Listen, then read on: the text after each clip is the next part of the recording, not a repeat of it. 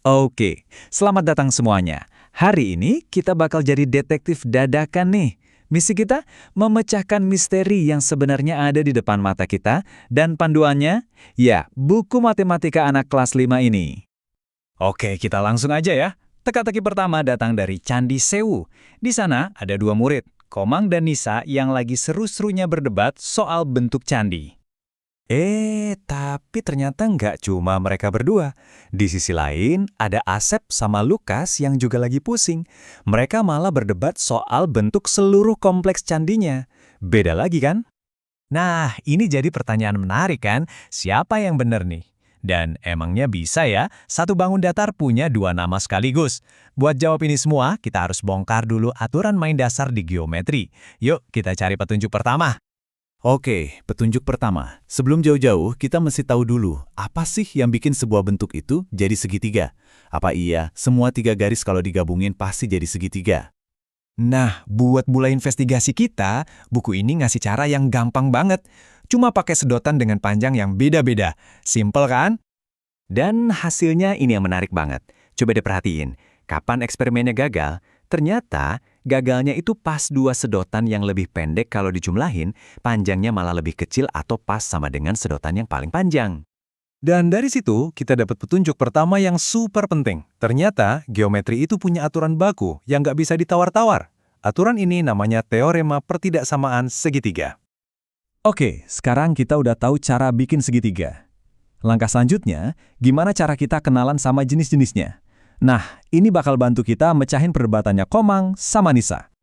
Ada satu fakta kunci yang harus kita pegang erat-erat. Apapun bentuk segitiganya, kalau ketiga sudut di dalamnya dijumlahin, totalnya itu selalu 180 derajat. Selalu, nggak pernah berubah. Aturan 180 derajat ini jadi kunci kita nih. Karena totalnya udah pasti segitu, kita jadi bisa ngebagi semua segitiga ke dalam 3 keluarga besar.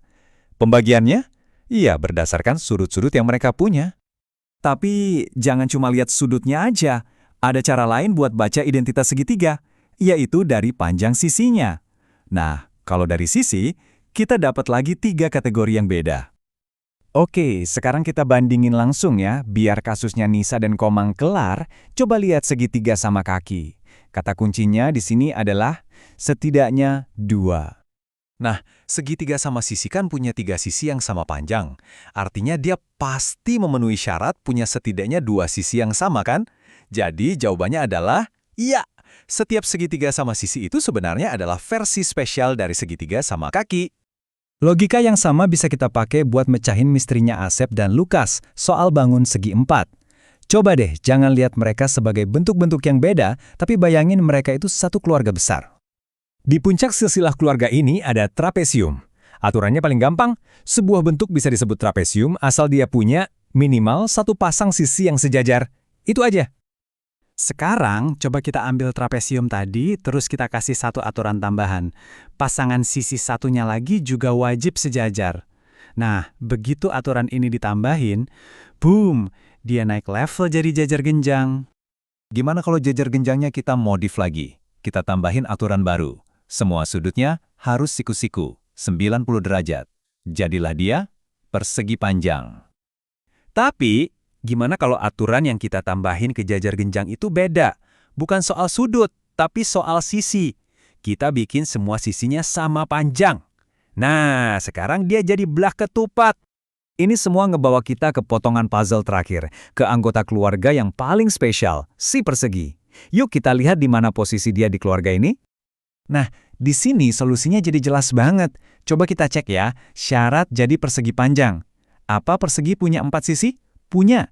Sisi-sisi yang berhadapan sejajar? Iya juga. Semua sudutnya 90 derajat? Jelas dong.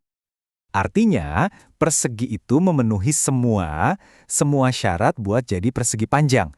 Jadi persegi itu sebenarnya ya persegi panjang juga, cuma versi yang lebih spesial karena semua sisinya sama panjang.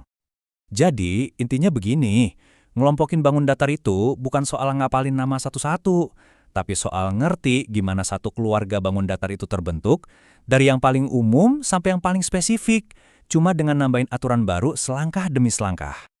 Nah, itu tadi penelusuran kita soal aturan-aturan rahasia bangun datar. Pelajaran dari sini adalah seringkali di balik hal yang kelihatannya simpel, ada sebuah struktur logika yang keren dan tersembunyi. Pertanyaannya sekarang, kira-kira di mana lagi ya kita bisa nemuin struktur kayak gini di dunia kita?